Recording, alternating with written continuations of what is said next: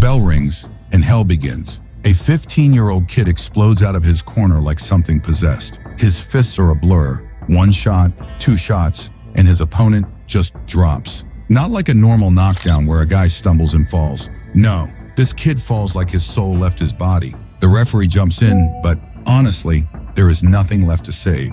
8 seconds. That is all it took. 8 seconds. And here is the crazy part. This is not a professional fight. There is no belt on the line, no millions, no pay-per-view. This is the Junior Olympics, a place that was literally built to keep young fighters safe. A place where kids are supposed to learn, develop, grow. But nobody told Mike Tyson that. What happened in that ring was not a boxing match. It was a statement. And from that moment forward, the question was, never can Mike Tyson win amateur fights. The real question, the scary question, was can amateur boxing survive him? So let me take you back, way back, to where this all started. Mike Tyson was born June 30th, 1966, in Brownsville, Brooklyn. Now, if you have never heard of Brownsville, just know this. It was one of the roughest, most dangerous neighborhoods in all of New York City. Poverty everywhere. Violence on every block. People just trying to survive day to day. His father, gone. Walked out when Mike was 2 years old. His mother had nothing. No money. No support. No way out. Just struggling. Every single day. And here is what most people get wrong about young Mike Tyson. They think he was born aggressive. They think he came out the womb swinging. But that is not true at all. He was actually soft, quiet, shy. He had this high-pitched voice that kids made fun of. He had a lisp. He was overweight, and he got bullied constantly. Think about that for a second. The most feared fighter in boxing history was once the kid getting picked on at school. But all that pain, all that humiliation, all those years of being the victim, it did not just disappear. It went somewhere deep inside him. It built up, layer after layer after layer. And eventually it turned into something nobody was ready for. By 10 years old, Mike had been arrested dozens of times. By 12, 38 arrests. 38. Robbery, street fights. Just pure chaos. The streets had him. And honestly, it looked like there was no way out.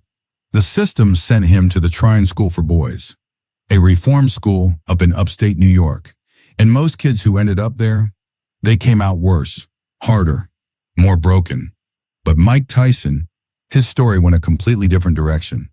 There was a counselor at that school named Bob Stewart, used to be a boxer, and he saw something in this angry, hurt, broken kid that nobody else saw. He started showing Mike how to throw a punch, how to move, the basics. And within weeks, Stewart knew. This was not normal. This was not just some tough kid with heavy hands. This was something special. So Stewart picks up the phone and makes what might be the most important call in boxing history.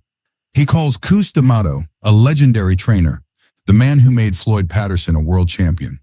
Cus was old by this point, in his 70s, mostly retired. But he still had that eye, that ability to look at a fighter and just know. The first time Cus watched Mike Tyson hit a heavy bag, he stopped, just stood there watching. And he turned to the people around him and said something like, "This boy is going to be the heavyweight champion of the world." Mike was 13 years old.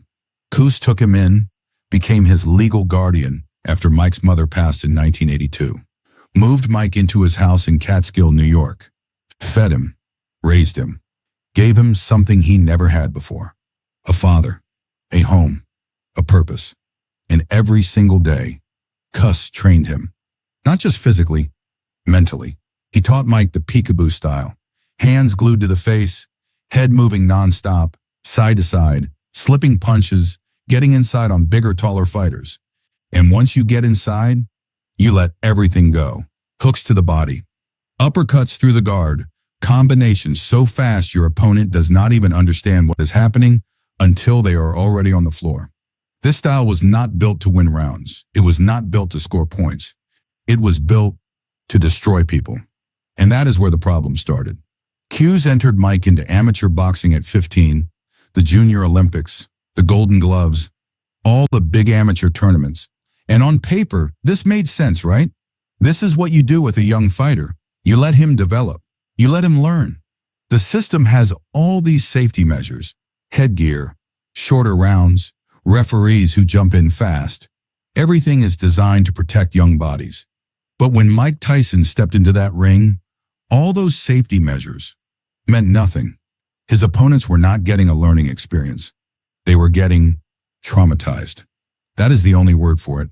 In 1981 and 1982, Tyson went through the junior Olympic circuit like a wrecking ball. Gold medals piling up. But behind the trophies, there was damage. Real damage. Broken jaws, serious concussions, kids getting carried out on stretchers. One opponent got knocked out so bad that doctors were worried about permanent brain damage. And remember, these are not grown men who signed up for war. These are teenagers, kids, showing up to a tournament expecting a competitive match and instead getting brutalized by someone who had no business being in the same ring with them. Officials started getting nervous. Trainers started asking questions. And then something started happening that tells you everything you need to know about how dangerous Mike Tyson was at this age. Opponents stopped showing up. When fighters found out they were matched against Tyson, suddenly they had injuries, schedule conflicts, family emergencies, anything to avoid getting in that ring. Because their families had seen the tapes. They saw what happened to the last kid, and the kid before that, and the kid before that. There is this one story from that time that just sticks with me. A trainer brought his fighter to a tournament, and before the fight, he sees Tyson warming up on the heavy bag, just hitting it, and the trainer watches for about 30 seconds, sees the speed, feels the power from across the room, and he grabs his fighter by the arm and walks straight out the door. He told the parents, "I am not letting my kid fight that animal. Someone is going to get killed." That word, animal, it started following Tyson everywhere. Not because he was dirty, not because he was breaking rules. He followed every single rule. He was just operating at a level of violence that the amateur system was never, ever designed to handle. Now, in 1984, Tyson entered the Olympic trials. For most amateur fighters, the Olympics is the dream, right? The biggest stage, the ultimate goal. But Tyson lost a decision to a guy named Henry Tillman, then lost the rematch too. And here's the thing. Amateur scoring is different. They reward clean single punches, technique, control, not power, not aggression, not the kind of swarming destruction that Tyson was built for. Some people thought the judges got it wrong. Others, including Cus, believed the officials simply did not want Tyson at the Olympics. Because think about it. What happens when this kid puts someone in a coma on the world stage, in front of every camera on earth? Either way, Mike Tyson was not going to the Olympics. And honestly, looking back, that might have been the best thing that ever happened for everyone. Cus saw it clearly by this point. Keeping Mike in amateur boxing was pointless and dangerous. Mike was not learning anything by knocking out scared kids in 8 seconds. And every single fight was a risk that someone gets seriously, permanently hurt. But there was another reason Cus wanted to move fast, and this part always gets me. Cus was dying. His health was falling apart. He was in his mid-70s, and he knew he did not have much time left. Mike Tyson was going to be his final masterpiece, the last great thing he would ever do, and he needed to see it through before he was gone. Every month Mike spent fighting amateurs was a month Cus might not have. So Cus made the call. We are done with amateurs. Mike turns professional. Right now. March 6, 1985. Mike Tyson is 18 years old. He makes his professional debut against Hector Mercedes in Albany, New York. The fight lasts 1 round, 1 minute and 47 seconds. Tyson drops him twice and the referee stops it. And then he just kept going. Fight after fight after fight. 15 fights in his first year as a professional. All wins, almost all knockouts. No robe, no fancy entrance. Just black trunks, black shoes, no socks, walking to the ring like he was walking to work, and then erasing whoever was standing across from him. It was terrifying. It was beautiful. It was real. Cus D'Amato died on November 4th, 1985. Just months after Mike turned pro, He never got to see Mike become champion. And that breaks my heart every time I think about it. Because everything Cus built, everything he poured into this kid, it worked. He just did not live long enough to see the finish. But Cus left Mike something that could not die with him. Direction, belief, in a system that worked. Mike kept fighting. The knockouts kept coming. By the end of 1985, he was 11-0 with 11 knockouts. In 1986, he fought 16 times. 16, won every single one, 13 by knockout. And then, November 22nd, 1986, less than 20 months after turning professional, Mike Tyson steps into the ring against Trevor Berbick for the heavyweight championship of the world. Berbick was no joke. He was experienced, tough. He had beaten Muhammad Ali in Ali's last fight. That is a serious fighter. It did not matter. Tyson dropped him 3 times in the second round. And that last knockdown, if you have seen it, you know what I'm talking about. Berbick gets up, but his legs are gone. He stumbles one way, then the other, like his body just forgot how to stand. The referee waves it off. Mike Tyson, 20 years old, 4 months, the youngest heavyweight champion in history. Exactly what Cus promised. You know, looking back at all of this, the lesson is pretty simple. Systems are built for normal. Amateur boxing was designed for regular young fighters who need time and protection and development. And for most people, that system works great.